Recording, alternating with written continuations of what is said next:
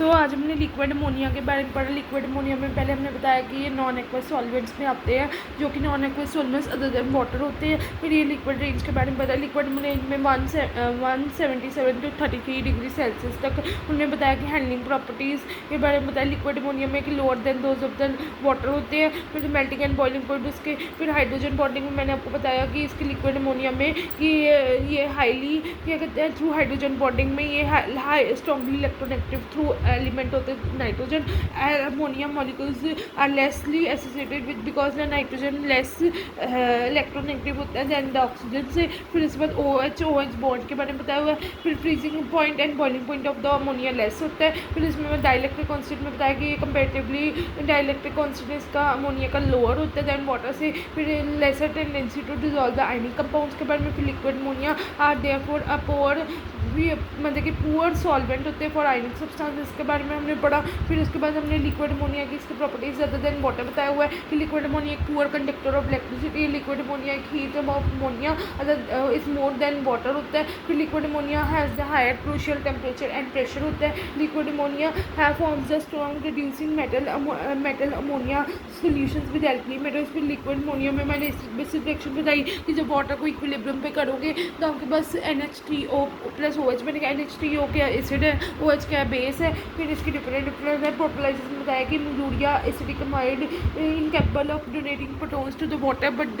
ये incapable of donating protons to the water but which can donate protons to the NH3 in the liquid ammonia के बारे में बताया हुआ है। फिर मैंने आपको प्रोटोलाइसिस की रिएक्शन करवाई। फिर मैंने आपको एसिड बेसिस की रिएक्शन एसिड बेसिस न्यूट्रलाइजेशन की रिएक्शन करवाई बेस और एसिड में। फिर मोनो एसिड्स में बताया मोनो एसिड्स में जिसमें फर्निश कर देते हैं मोनो अमाइनो एसिड्स में कि अमाइनो एसिड में सब्सटेंस एक NH4 जो इसमें फर्निश कर देते हैं लिक्विड अमोनिया को। फिर उसके बाद में उसकी रिएक्शंस करवाई। फिर रिएक्शंस ऑफ अमाइनो बेसिस में जिसमें वो लिक्विड अमोनिया में सोल्यूशन गिव्स NH2 आयन दे देता है। फिर उसकी रिएक्शन कराई। फिर कल हम करेंगे प्रेसिपिटेशन रिएक्शन। फिर मैंने आपको कम्प्लेक्स फॉर्मेशन रिएक्शन बताई। इसमें बताया गया है कि जब जिंक नाइट्रेट को आप पोटेशियम अमाइड के साथ करोगे तो इनसॉल्युबल जिंक अमाइड बनेगा जो कि डिजॉल्व होगा सेस अमाउंट ऑफ द अमाइड से फॉर्मेशन ऑफ कम्प्लेक्सेस बनाएगा। फिर रिडॉक्स रिएक्शन के बारे में बताया कि रिडॉक्स रिएक्शन में KHNO3 एक लिक्विड अमोनिया में does not act as oxidising agent वो होता है those who accept the electrons.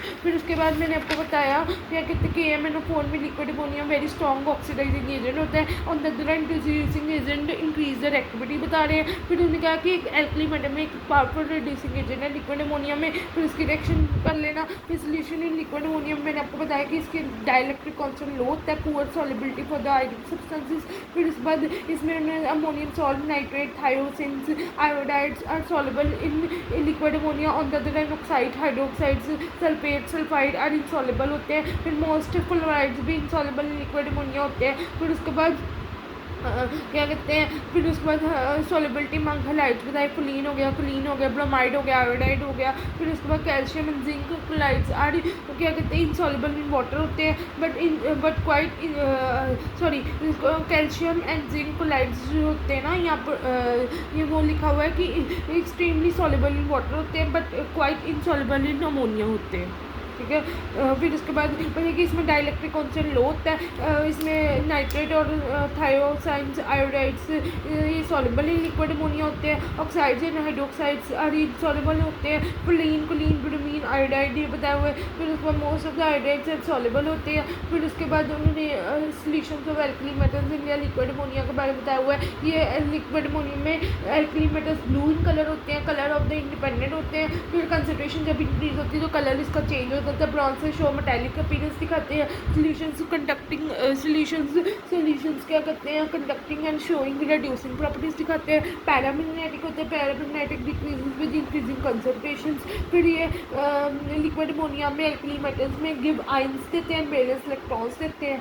ठीक है। आज हमने यहाँ तक किया। फिर उसके बाद हम कल करेंगे प्रेसिपिटेशन रिएक्शंस। ठीक है। आज मैंने आपको solutions of alkali metals in liquid ammonia करवाया जो कि ब्लू इन कलर होते हैं इंडिपेंडेंट ऑफ मेटल डिजॉल्व होते हैं। फिर कंसंट्रेशन जब इसकी बढ़ जाती है कलर चेंज होता है ब्रॉन्जिश मेटालिक अपीयरेंस दिखाते हैं। फिर इसमें सॉल्यूशंस कंडक्टिंग होते हैं स्ट्रॉन्ग रिड्यूसिंग प्रॉपर्टीज दिखाते हैं। पैरामैग्नेटिक होते हैं paramagnetic decrease with increasing concentrations. ठीक है। फिर उसके बाद एल्कली मेटल्स में लिक्विड अमोनिया में आयंस देते हैं गिव आयंस देते हैं बैलेंस इलेक्ट्रॉन्स देते हैं। ठीक है। ठीक है। So please go through this video, like share subscribe my channel and please मेरी प्रीवियस वीडियो भी जाकर देखो, टुडेज़ वीडियोज़ भी देखो, सारी वीडियोज़ को लाइक शेयर सब्सक्राइब करो। अगर आपको मेरी वीडियो अच्छी लगती है, समझ आता है तो प्लीज़ कमेंट भी किया करो ताकि मुझे पता लगे कि आपको समझ आ रहा है। Please like share subscribe my channel and previous videos को भी जाकर देखो, लाइक करो सब्सक्राइब करो और टुडेज़ वीडियो को भी देखो। Thanks for watching.